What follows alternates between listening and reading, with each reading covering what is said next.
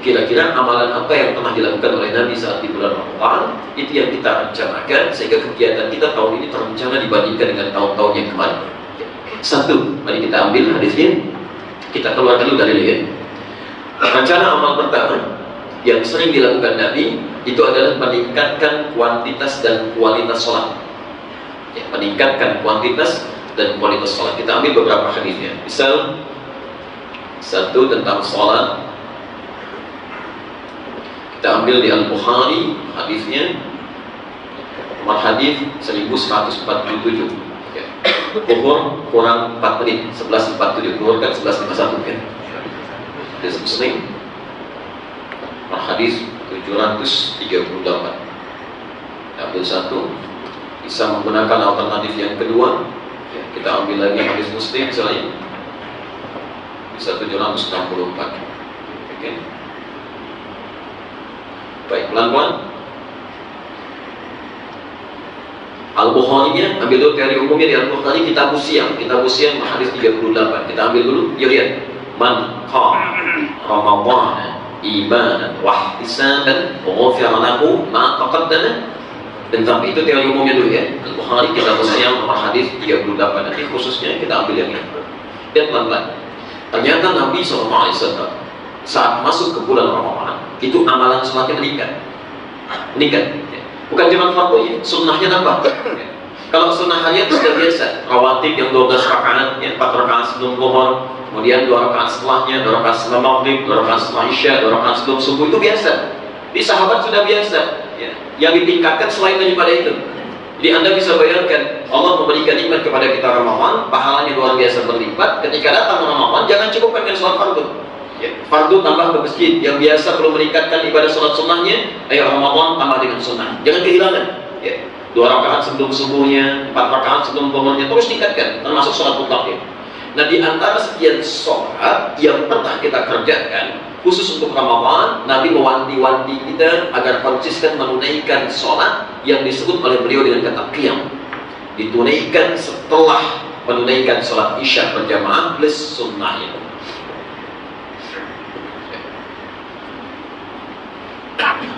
Saya bacakan hadisnya.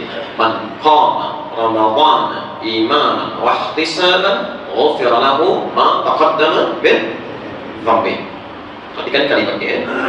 Ini sholat ini disebut oleh para ulama dengan sholat tarawih. Ya, padahal kita tidak akan pernah menemukan kalimat tarawih di hadis. Silakan Anda cari. Sholat tarawih itu tidak ada. Di Quran tidak ada, di hadis tidak ada. Jangankan hadis sahih, hadis palsu aja tidak ada tentang tarawih. Ya, maksudnya dalam hadis tarawih tidak disebutkan. Yang ada bahasa nabinya qiyam. Man qama, siapa yang menunaikan qiyam. Yuk pelan-pelan kita gali dulu ya. Kita gali apa itu qiyam, kenapa disebut tarawih, berapa rakaat menunaikannya, seperti apa cara tarawihnya. Baik. Satu, qiyam itu nama bagi sholat malam. Nama bagi setiap sholat malam yang ditunaikan di malam hari, sholatul lail. Ya, pelan-pelan. Kalau Anda tunaikan sholatnya setelah sholat isya dan sunnahnya langsung tanpa tidur dulu, maka namanya disebut dengan qiyamul lail. Qiyamul lail. Dalilnya Quran surah 73 Al-Muzammil dari ayat 1 sampai ayat 20. Ya, ayat ke-6-nya inna nasyi'atal laili ya asyaddu wat'an wa muqtina. Ayat 20-nya cara menunaikannya. Silakan pilih ayat-ayat termudah untuk dibacakan dalam sholat itu. Tapi kalau Anda tidur dulu, istirahat dulu, kemudian bangun di pertengahan malamnya atau di penghujungnya, lalu Anda tunaikan sholat, maka sholatnya disebut dengan tahajud. Ya. Dalilnya Quran surah 17 Al-Isra ayat 79 sampai 81. Wa minal laili fatahajjad bihi. Di antara sementara malam Anda tidur dulu, malamnya baru bangun, silakan tunaikan sholat. Nah, kedua sholat ini baik qiyamul lail ataupun tahajud, keduanya disebut dengan qiyam. Kenapa Rasulullah SAW menyebut sholat yang dalam malam Ramadan setelah sholat isya dan sunnahnya dengan nama qiyam, seakan-akan ingin memberikan kemudahan kepada kita. Kalau Nabi menyebutkan qiyamul lail man qama bil laili Ramadan, maka Anda harus sholat langsung setelah isya. Tidak boleh tidur dulu langsung. Tapi kalau Nabi menyebutkan tahajud man tahajjada fi Ramadan, maka sholatnya harus Anda tunaikan setelah tidur dulu, malam baru bangun. Tapi ketika Nabi menyebut dengan kalimat umum qiyam, itu artinya silakan. Bagi yang ringan menunaikan setelah isya langsung silakan. Atau ada yang baru pulang kantor kena macet di jalan luar biasa, kemudian orang sudah pada bubar dari masjid, mau istirahat dulu boleh, malamnya ada tunaikan. Jelas di sini. Baik, satu poin sudah kita dapatkan. Nah sekarang ini yang intinya, bagaimana cara Nabi menunaikannya? Ini poinnya. Ternyata Masya Allah, pertama kaidahnya kata Nabi, imanan, lakukan karena Allah, lakukan karena Allah, bukan karena yang lain. Wahtisaban, carilah pahala dengan bermuhasabah diri. Ingat, perhatikan cara sholat Nabi ya. Jadi begitu beliau menunaikan sholat, pertama beliau lakukan sedapat mungkin, sekuat mungkin karena Allah. Motifnya bukan karena masalah imamnya, bukan karena masalah masjidnya, tapi lakukan karena Allah. Ini satu. Yang kedua, Masya Allah, saat akan sholat atau dalam proses sholatnya, maka Nabi memberi rumus wahtisaban, cari pahala dengan bermuhasabah ya. Jadi ada hisab, ada ihtisab, itu beda. Kalau ihtisab, itu proses di dunia, cara menghitung dosa. Bisa, maaf ya, dari mata, ujung kepala sampai ujung kaki, kira-kira sudah ada dosa apa saja sampai hari ini. Anda hitung mulai dari mata dulu. Fungsi mata apa? Masih ingat? Melihat yang baik-baik. Kata Quran kan mata harus melihat yang baik-baik. Saya mohon izin mau tanya dulu, dari antum hidup balik sampai hari ini, sudah berapa kali digunakan mata kita menatap yang tidak baik? Padahal kata Quran hanya boleh lihat yang baik-baik. Nah ketika Anda mau hitungnya, ingat tangisi dosanya, itu disebut dengan ihtisab. Ihtisab ya, mulut sudah berapa kali berkata yang tidak baik, salah ucap ya, mencela orang lain, menyakiti perasaan orang, itu dan itu ihtisab. Nah, kenapa menggunakan tak? Karena prosesnya agak lama, ada jeda. Tapi kalau prosesnya dipersingkat, diambil taknya menjadi hisab, itu artinya cepat. Kenapa di akhirat nanti disebut dengan yaumul hisab? Karena hisab Allah lebih cepat daripada hitungan kita, daripada hisab yang kita lakukan. Allah itu nggak usah banyak waktu. Oh, kamu mengerjakan ini buktinya, nih ditampakkan langsung, kelihatan. Mulutnya nggak bisa bicara. Al-yawma nakhtimu ala afwahihim, karena itu cepat. Karena itu kata Nabi, ketika Anda menunaikan sholat malam itu, cobalah sambil istighfar. Cek dosa-dosa kita sebelum sholat, istighfar dulu, mohon ampun dulu dan sebagainya. Masya Allah, kalau Anda bisa lakukan itu dengan istighfar, Anda tobat kepada Allah, maka diampuni dosa-dosa yang pernah dilakukan sampai dengan malam itu. Ghufira lahu ma taqaddama min dhanbi. Diampuni. Yang paling indah adalah ketika dosa sudah diampuni, hilang dosanya, kemudian Anda sholat, baru takbir, tiba-tiba datang malaikat maut. Ya ayyatuhan nafsul mutmainnah, irji'i ila rabbika radiyatan mardiyah. Itu pulang. Itu paling beruntung. Paling beruntung. Anda bayangkan seorang Ufail, sahabat Nabi, diajak masuk Islam oleh Sa'ad bin Mu'adz. Nanti dulu. Begitu sampai perang Uhud, dia katakan, ya Rasulullah, sekarang saya masuk Islam. Masuk Islam sekarang. Maka ketika mengikrarkan keislamannya, itu belum sempat sholat, belum rukuk, belum sujud, belum apapun. Masuk ke medan perang, karena Allah syahid, meninggal saat itu. Kata Nabi, ini orang paling beruntung di muka bumi. Modalnya sedikit, keuntungan banyak. Jadi begitu bersyahadat, dosanya kan gugur, hilang semua. Terjun ke medan perang, punya amalan sedikit, wafat di situ, masuk surga. Maka bagaimana dengan antum yang biasa sholat, biasa puasa, biasa zakat, cuman biasa membicarakan keburukan orang, biasa mencela orang, biasa punya pikiran yang tidak baik, istighfari dosa-dosa itu, begitu diampuni oleh Allah, Masya Allah, sholat Anda, maka seketika Anda menjadi manusia paling beruntung. Ghufira lahu ma taqaddama min dhanbi. Ini rumus yang pertama. Rumus yang kedua, ini yang paling penting. Kapan kita mempraktikkan ihtisab itu? Ya. Anda boleh menunaikan saat menunaikan sholat qiyam ya, baik itu saat salam, pada saat duduk, atau di selak-selaknya saat menunaikan sholat. Yuk kita lihat dulu. Ada Abdullah bin Mas'ud dan Hudzaifah Al-Yamani. Al-Bukhari nomor hadis 1147, Muslim nomor hadis 738. Datang kepada Aisyah kemudian bertanya, bagaimana salat malamnya Nabi? Okay. Maka dijawab oleh Aisyah radhiyallahu anha, lihat kalimatnya, ini jawaban yang pertama. Kata Aisyah, maka Rasulullah SAW yazidu fi Ramadan wa la ghairi Ramadan ala 11 rak'atan. Saya tidak pernah melihat Rasulullah menunaikan salat malam di Ramadan atau di luar Ramadan kecuali 11 rakaat. Beliau tunaikan 4 rakaatnya, 3 rakaatnya, dan jangan pernah tanya antara bagus dan panjang bacaannya. Lantas al-antulihinna, Masya Allah, jangan tanyakan akan baiknya wa husnihinna dan bagusnya bacaannya. Jadi keterangan Aisyah yang pertama, ini hadis pertama, boleh menunaikan tarawih atau qiyam 11 rakaat. Dalilnya tadi, ya, boleh 11 rakaat, formasinya 4 kemudian 3. Tapi poinnya bukan itu. Poinnya Nabi menunaikan bacaannya saking bagusnya, jangan ditanya deh katanya. Gak usah ditanya, indah sekali dan tenang bacaannya. Allahu Akbar dibuktikan kemudian Abdullah bin Mas'ud dan Hudzaifah al-Yamani ikut berjamaah dengan Nabi. Satu ketika terangkum nanti di hadis Muslim hadis 264. Ya, Anda bisa temukan juga di Abu Daud hadis 1365 kisah dari Ibnu Abbas. Maka bolehlah bermakmum di belakang Nabi. Apa yang terjadi? Bacaannya Masya Allah, ini Nabi orang paling takwa di surga. Rakaat pertama 100 ayat Al-Baqarah, 100 ayat. Diduga akan rukuk oleh Abdullah bin Mas'ud, kata beliau ternyata nyambung ke Al-Imam. Di Al-Baqarah itu 286 ayat, nyambung ke Al-Imam 200 ayat. Diduga akan rukuk, ternyata nyambung ke An-Nisa. Baru berhenti rakaat pertama itu di An-Nisa ayat 176, 5 juz 4 halaman. Nabi Rasul dijamin masuk surga orang paling takwa menunaikan qiyamnya rakaat pertama 5 juz 4 halaman. Besoknya Abdullah bin Mas'ud dan Hudzaifah al-Yamani tidak ikutan lagi. Bukan karena capek, tidak. Ya, bukan karena capek, karena mereka terbiasa. Ya, nanti sepeninggal Nabi Anda bisa lihat, nanti kita pelajari di kitab kajian kita di sini, karangan Imam An-Nawawi itu At-Tibyan. Ya, Anda bisa cek nanti di halaman 47-nya sebelah kiri ya, barisan paragraf 3 barisan 1 sampai 8. Itu biasa Utsman bin Affan, Umar bin Khattab, Abdurrahman bin Auf kalau menunaikan sholat malam tahajud itu sampai hatam Quran biasa. Biasa. Pebisnis sibuk luar biasa, tahajud tiap malam bisa hatam Quran. Ada pebisnis bukan sahabat belum jelas surahnya, Masya Allah jangankan tahajudnya, sholat fardunya terlambat, tapi kalau bola bisa bangun. Hafal itu Liverpool kalah 3-1 sama Sevilla gitu ya, Masya Allah. Sudah dari sulit bowling kan pertama dibalas lagi 3 kan.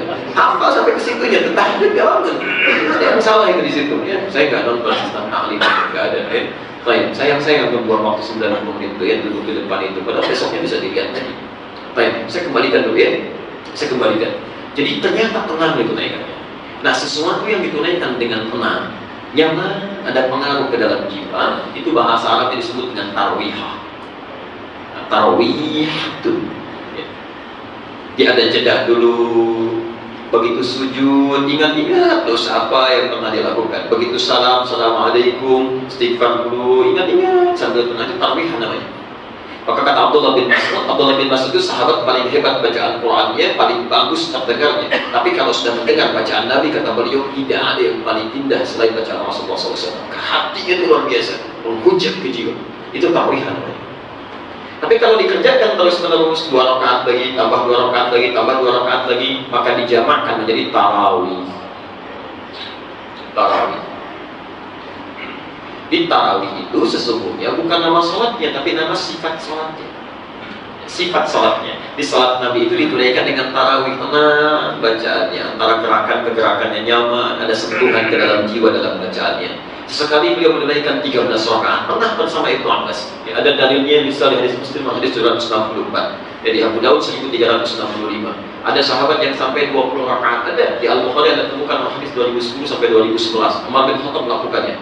Ada yang sampai 36, ada yang sampai 40. Kenapa sampai banyak demikian? Karena di hadis Muslim nomor hadis 724 dari Ibnu Umar, Nabi sebetulnya tidak memberikan batasan. Kata Nabi, sholatul laili masna-masna. Sholat malam itu minimal tunaikan 2-2. Jadi maksudnya 2 kali 2 rakaat salam, 2 rakaat salam itu paling minimal. Kalau 4 juga boleh seperti tadi. Ya, mau 4 rakaat salam, 4 rakaat salam boleh. Boleh 2-2, boleh 4-4. Fa'idha khasyiya ahadukumul fajra falyutir raka'atan wahidah. Kalau Anda khawatir dengan 2 rakaat itu datang fajar, lebih cepat berakhir sahur, maka segera tutup dengan 1 rakaat, selesaikan. Ya. Di kadang-kadang beliau tunaikan 2 rakaat tutup dengan 1 witir, kadang 3 witir, kadang 4-4-3, itu boleh. Boleh 11 rakaat, 13 rakaat, 20 rakaat, 30 bahkan 36 rakaat boleh. Ya. Di Mekah sekarang 23 rakaat dengan witirnya. Di Madinah 36 kemudian tambah witirnya, itu sah. Ya, semua benar, yang salah yang tidak sholat. Yang salah yang tidak sholat. Jelas sampai sini? Baik, tapi penting dicatat itu bukan bilangannya, yang penting tarawihnya. Makanya para ulama memperkenalkan nama tarawih bukan qiyamnya. Kalau qiyam orang sudah paham. Qiyam itu pasti malam, nggak ada yang siang. Pasti malam. Ya, tapi yang penting dicatat kata para ulama itu tarawihnya. Mau Anda 11 rakaat, mau 23 rakaat, tunaikan dengan tenang. Bacaan nyaman, pilih imam yang bagus sehingga ada getaran ke dalam jiwanya. Kan tidak masuk akal, jangankan ke akal, ke telinganya nggak masuk.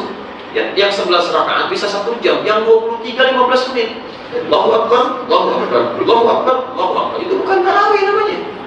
Ada yang diperbaiki di situ. Jelas di sini ya. Baik, jadi ini kalau antum Al-Fatihah sekali nafas itu bukan tarawih. Ya, baru Bismillahirrahmanirrahim, itu bukan tarawih. Ya, karena ini yang diperkenalkan oleh para sahabat untuk kita ketahui. Jadi tolong tingkatkan kuantitas kualitas sholatnya. Gak apa-apa, pilih-pilih aja dulu ya, pelan-pelan, gak usah langsung wah 1 rakaat pertama 5 juz, gak ada ikutan lagi nanti besok ya. Kami pernah di Bekasi itu ada komunitas yang senang dengan sunnah Nabi. Jadi ada satu kali sholat gerhana ya, sholat gerhana sama seperti kita dulu istisqa ya di sini ya. Ada sholat gerhana pada ramah kusuf ya. Saya sampaikan dulu, Bapak Ibu sekalian, kita akan sholat kusuf itu ada 2 kali ruku 2 kali sujud. Karena 2 kali ruku maka akan ada 4 surat yang dibaca. Apakah kita akan sholat seperti sunnah Nabi atau kita mirip-mirip Nabi saja? Itu Masya Allah, seketika langsung Ustaz seperti sunnah Nabi. Kapan lagi kita ada seperti ini? Baik, sebelumnya saya sampaikan dulu, mohon izin, kalau seperti sunnah Nabi berarti surat pertama Al-Baqarah selesai, kedua Ali Imran sampai tuntas, ketiga An-Nisa sampai selesai, baru yang keempat sampai Isma Rabbikal A'la. Itu saya nggak tanya lagi, seketika langsung mengangkat tangannya, rata-rata hampir semuanya. Ustaz, mirip-mirip sunnah Nabi. Yang persis sama, oke? Jadi stepnya pelan-pelan lah. Fakta umat saya salam dalam Quran, pelan-pelan, tapi kita tambah, oke? Jelas ya? Baik. Masih ada waktu? Nah, kalau masih, amalan kedua ini sholat ya, ditingkatkan kualitas sholat kita ya. Baik, masa sebelum Ramadan cuma fardu, setelah Ramadan fardu juga, tambah dengan sunnah dan kualitas tingkatkan. Mumpung masih ingat, sebelum lupa, di antara kualitas sholat adalah memahami bacaan sholat. Saya mau tanya antum sampai sholat barusan ribuan kali rukuk dan sujud, berapa persen bacaan sholat yang sudah dipahami? Jangan dengan kita rukuk nggak ngerti bacaan sholat, sujud nggak paham, bagaimana bisa khusyuk kalau kita nggak memahami apa yang kita lakukan? Mustahil. Anda saja mau kerja nggak paham yang dikerjakan, nggak mungkin bisa kerja. Maka bagaimana dengan urusan akhirat Anda yang abadi tinggal di dalamnya? Coba berusaha tingkatkan. Yang kedua, amalan Rasulullah SAW saat Ramadan meningkatkan interaksi dengan Al-Quran.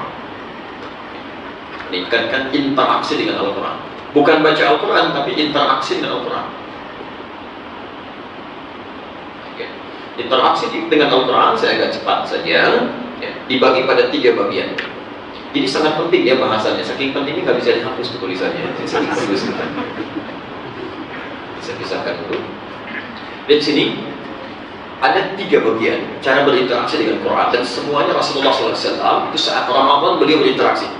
Anda bayangkan, Nabi Rasul, Quran diturunkan kepada Nabi, tapi ketika Ramadan masih sempat berinteraksi dengan Jibril. Dengan Jibril beliau baca, Jibril menyimak, Masya Allah. Bahkan sebelum meninggal 2 kali ya, Nabi aja berinteraksi dengan Quran. Masa kita yang bukan Nabi nggak baca Quran? Ya, tidak berinteraksi dengan Quran. Nah, ada 3 pilihan yang bisa Anda pilih. Pertama, ada yang disebut dengan qiraah. Satu disebut dengan qiraah.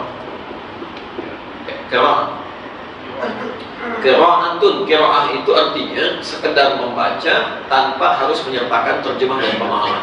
Ya, Anda cukup baca saja. Ya, bacaan yang baik ilmunya disebut dengan tajwid.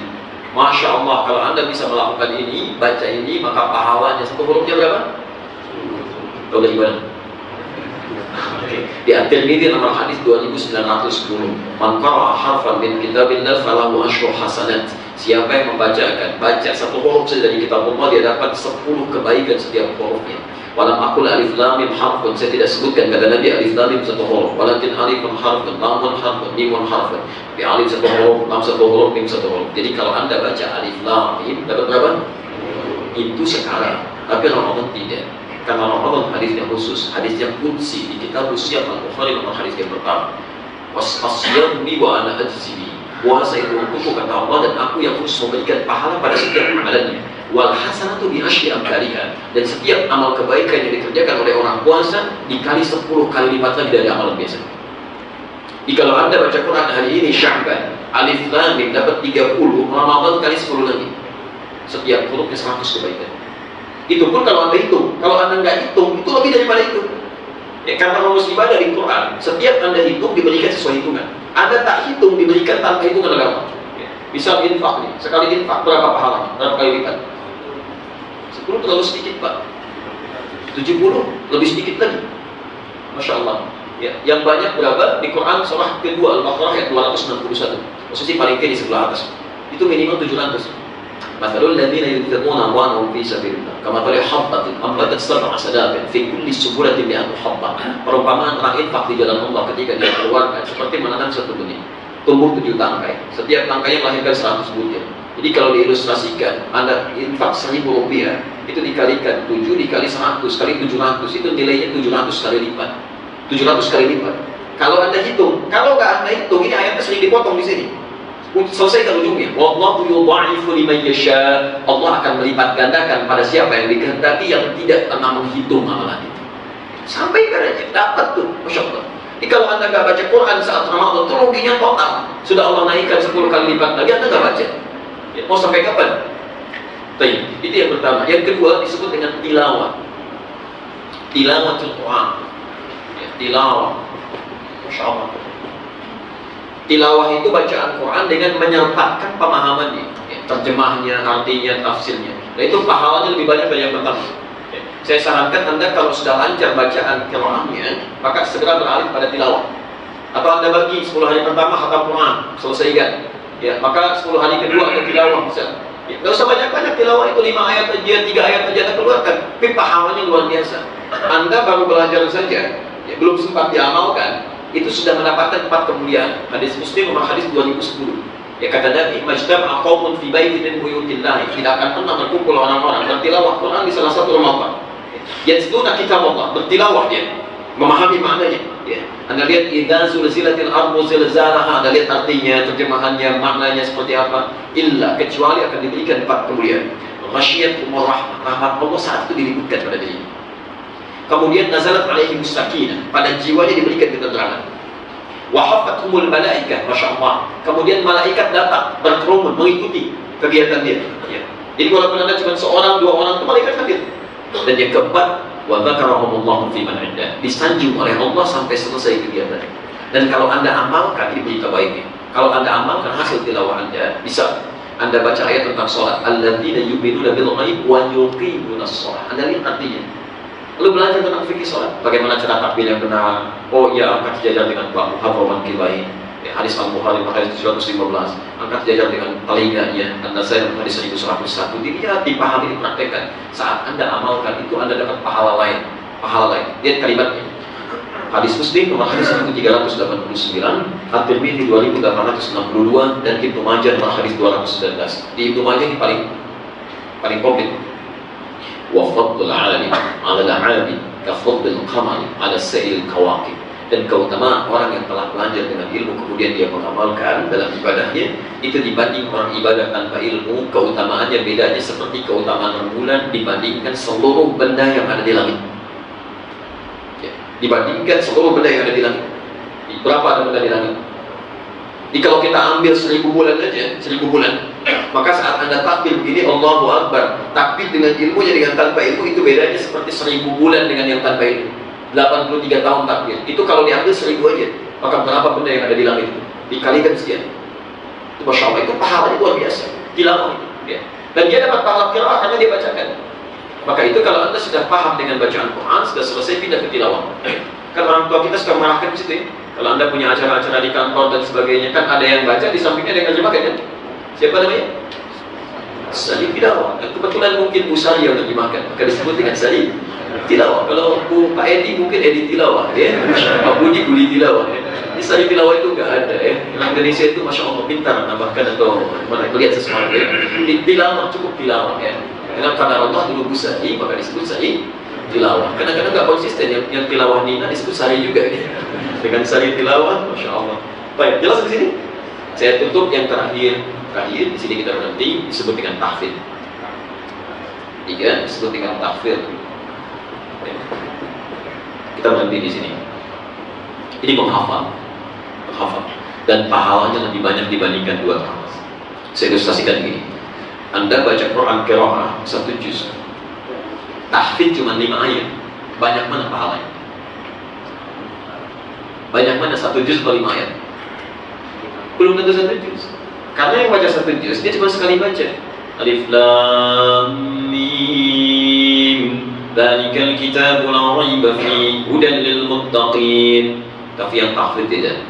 Alif Lam Mim, ذلك Dzalikal kitabu dzalikal kitabu dzalikal kitabu dzalikal kitabu la raiba fi la raiba fi la raiba fi dzalikal kitabu la raiba fi hudal lil muttaqin hudal lil muttaqin hudal lil muttaqin. Kenapa pahalanya itu sudah mengulang-ulang? Banyak didapatkan. Dari segi bacaan saja sudah banyak. Dan hebatnya orang menghafal Quran, Masya Allah, itu penjagaan Allah bukan cuma dunia. Kalau yang ini dijaga dunianya, ini dijaga dunianya, tapi yang menghafal Quran, alam kuburnya dijaga sampai akhiratnya dijaga, sampai akhiratnya. Hadis At-Tirmidzi nomor hadis 2915, dan kita berhenti di sini, kami bacakan hadisnya dan selesai kajian kita. Perhatikan. Ini tafsir dari Quran surah 35 Fatir ayat 33, posisi paling kiri sebelah atas. Yuhallamna fiha, para penghafal Quran itu di akhirat nanti akan masuk surga dengan dipakaikan pakaian kehormatan pada dirinya. Beda dengan yang bukan penghafal. Maka Quran yang boleh berkata Allahumma halli, ya Allah mohon hiasi penghafal Quran ini saat akan masuk surga, bedakan dengan yang bukan penghafal. Fayulbasu ilaihi tajul karamah, maka dipakaikan di kepalanya mahkota kehormatan. Yang hebat saat dipakaikan itu mahkota kehormatan, maka kemudian orang tuanya yang memfasilitasi dia, kalau dia beriman kepada Allah, tidak bermaksiat, misalkan akan masuk surga juga, maka dipanggil oleh Allah, kemudian anak yang membawa mahkota lain dipakaikan di kepala kedua orang tuanya, yang sinarnya lebih terang dibandingkan dengan sinar matahari yang masuk ke dalam rumah seseorang. Saya ingin tanya, saat anak orang lain sedang dipakaikan mahkota, Masya Allah, anak yang memakaikan pada orang tuanya, Anda ada di mana? Makanya cepat persaingan ketat sekarang, Pak. Ketat sekarang. Jangan-jangan Anda sering membicarakan tetangga kemana, nggak pernah bergaul, tapi ternyata dia sedang mempersiapkan anaknya menghafal Quran. Ya, Masya Allah, dia dorong. Di satu tempat saja istri kami cek itu, untuk persiapan acara di Ramadan nanti, Masya Allah, yang suka ada hafid Indonesia macam-macam, itu 4-5 tahun rata-rata itu sudah hafal setengah Quran. Masya Allah. Belum cukup tuh. Begitu sudah selesai kata Quran, ya Allah mahalli, Allah mazid, tambah. Kata, kemudian ditambahkan fayulbasu ilaihi libasal karam, maka dipakaikan jubah kehormatan untuk membedakan dengan fasilitas. Maka digantilah bapak ibunya, keluarganya masuk ke dalam surga. Masya Allah, dibawa oleh anaknya. Surga untuk satu keluarga ada di Quran surah 52 ayat 21. Yang paling hebat maka boleh disampaikan kepadanya. Wakra, silahkan naik terus ke tingkat yang paling tinggi sesuai dengan bacaan Quranmu. Fa inna akhir qiraatika akhiru manzilatika. Akhir bacaan Quranmu, disitulah tempat tinggalmu. Maka disinilah kemudian terjadi banyak penyesalan orang masuk surga. Kalau orang masuk ke neraka menyesal, biarin aja. Memang begitu. Tapi orang masuk surga menyesal, ini yang aneh. Karena ada yang biasa menghafal sampai 5 ayat, ulaika ala hudan min rabbihim wa ulaika humul muflihun. Begitu berhenti di situ tempatnya. Insyaallah. Yang hafal 10 ayat naik ke atas. Maka yang 5 berkata, kenapa? Aduh, saya nggak sampai 10. Ya. Yang 10 naik lagi, Masya Allah. Yang 20 naik lagi sampai yang terakhir. Karena itu perhatikanlah cara anak-anak Palestina di Syria yang di Aleppo, di Bombardir itu, yang di Libya. Perhatikan cara mereka. Kalau ada anak yang sudah menghafal 30 juz usia 4-5 tahun, temannya baru setengah Quran, itu catanya, nanti kalau saya sudah di atas kamu, saya dadanya di bawah. Anda ada di mana? Ada di mana? Siap-siap. Ya, jangan merasa kasihan pada orang-orang itu, karena Allah lebih sayang dengan mereka. Sudah pada hafal Quran, sudah pada luar biasa, wafatnya syahadat. Ngapain lama-lama di muka bumi? Tiap hari bertemu dengan bom, dengan senapan, setengah roti dibagi 16 orang, mau minum, airnya diracun duluan. Ya udah pulang aja. Alam kubur lebih nikmat. Ali Imran 169 sampai 171. Wala tahsabanna alladziina qutilu fi sabilillahi amwatan bal ahya'un 'inda rabbihim yurzaqun. Ayo pulang sini. Pulang aja. Jangan dikira yang wafat fi sabilillah itu meninggal begitu saja. Ayo sini. Kami berikan nikmat sehebat-hebatnya, sedalam-dalamnya. Udah enggak usah capek lagi. Sampai kalau Anda terus bacakan ayat ini, mustahil Anda tidak balik air mata. Kata Al-Quran, wa yastabshiruna billadzina lam yalhaqu bihim min khalfihim alla khaufun 'alaihim wa lahum yahzanun. Saking nikmatnya mereka, kalau mampu mereka akan kabarkan pada orang-orang berdusun yang sedang sedih, sedang khawatir. Kalian jangan sedih, jangan khawatir. Kalau bisa cepat nyusul sini, di sini lebih enak. Makanya Anda jangan heran kalau sudah pada hafal Quran itu, anak 4 tahun, 5 tahun itu main-mainannya pakai pistol mainan yang dari kayu, tembak-tembakan dari atas pesawat, mengira mereka mujahid sedang latihan. Allahu Akbar. Apa kata mereka? Begitu melihat bomnya, kata mereka, oh ini nama saya terukir di situ, saya pulang duluan. Kata temannya, bukan kamu, saya pulang duluan. Kata kawannya, saya nyusul paman saya. Makanya cepat diambil tuh di Aleppo yang kena anak-anak kecil, perempuannya, memang sayang Allah pada mereka. Yang kasihan itu saya, Anda, kita. Ya, ada anak 4-5 tahun, Masya Allah bisa menghafal Quran. Ada buta bahkan di antara mereka, nggak bisa lihat, hafalin Quran, ngapalin Quran. Ada orang dikasih 40 tahun, 50 tahun, matanya sehat, pandangan jelas, pendengarannya luar biasa, baca Quran pun masih belum mampu atau belum mau. Ada sesuatu yang terbaik di situ. Jadi apa saya katakan, saya ini menyaksikan langsung. Kami sedang talaqi Quran pada syekh kami di Libya. Tiba-tiba ada seorang anak kecil usia 3,5 sampai 4 tahun. Perempuan, lucu, manis, luar biasa, bawa selang, Pak. Bawa selang. Datang kepada syekh kami, syekh, ini, syekh tolong pukul kepala saya. Kami diam begini, begini, kenapa? Masih, saya lupa. Jadi kira anak ini di kepalanya sedang ada sumbatan. Jadi begitu mau menghafal tersumbat, tolong syekh pukul kepala saya supaya sumbatan itu terbebas lancar lagi. Ada anak usia 3,5 tahun pengen hafal Quran, minta dipukul. Ada orang 35 tahun dikasih mushafnya belum mau dibaca juga. Ini cara apa lagi? Maka Ramadan yang kita maksimalkan, Anda keluarkan amalannya, dan kita di sini berhenti bahasannya. Jadi kalau bisa punya buku catatannya. Oke, catatan Ramadan tahun ini. Jadi Anda buat kayak gini, bisa sini. Anda bikin di sini, hari pertama, kedua, ketiga, keempat, kelima, sampai 30. Amalan Rasulullah apa? Sholat mesti ditingkatkan. Bacaan Quran sini. Ayo targetnya. Misal sehari, misal mohon maaf ya, 1 ayat. Masa di luar Ramadan gak menghafal, Ramadan gak menghafal gitu. Target. 10 hari pertama baca. Hari kedua misalnya tilawah. Yang ketiga boleh hafalkan. Maka kalau Anda gak baca, misal gak baca silang begini. Kenapa? Kalau 1 hari gak baca, gak ada alasan, sebelum baca besoknya, malamnya ambil mushaf paling besar, simpan di ruang tengah, jangan dibaca, lihat aja sebelum salat. Dosa apa saya gak bisa baca Quran? Dosa apa saya sehari gak bisa baca Quran? Karena mustahil gak bisa baca Quran kecuali ada sekat dalam jiwanya, gak nyambung gitu ke situ. Oke, silakan keluarkan amalannya. Mudah-mudahan Allah berkahi Anda.